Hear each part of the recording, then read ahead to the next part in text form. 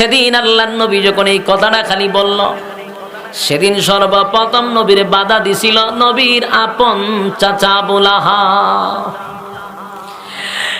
আবু লাহাব নবীর চাচা গো,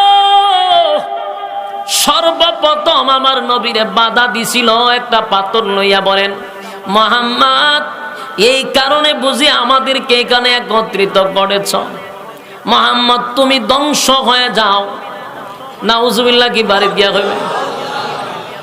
আপনারা খান পর্যন্ত আওয়াজ যায়নি, গেলে একটু আওয়াজ দিবে।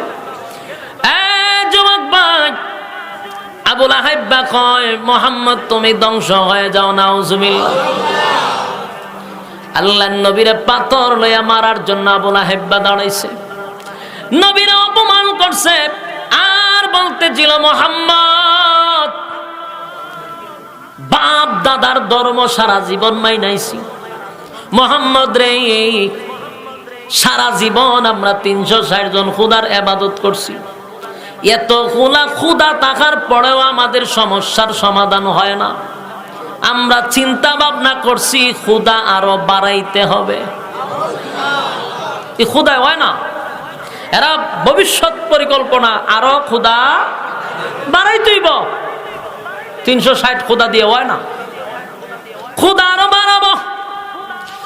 মুহাম্মদ কেমন কথা বললা, কেমন কথা বললা। 360 জন খুদা আমাদের আছে কিন্তু হয় না, আরো বাড়াইতে চাই। সেখানে তুমি বলছো এক আল্লাহর স্লোগান দিয়া উঠছো।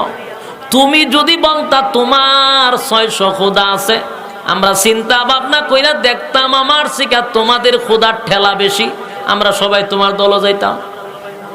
যেহেতু তোমার খুদা একজন, তোমার শিকা খুদার ঠেলা আমরার বেশি, আমরা 360 জন। তোমার যদি 600 জন খুদা থাকতো তাহলে আমরা সব সাইরা দিয়ে তোমার সাথে চলে যাইতাম।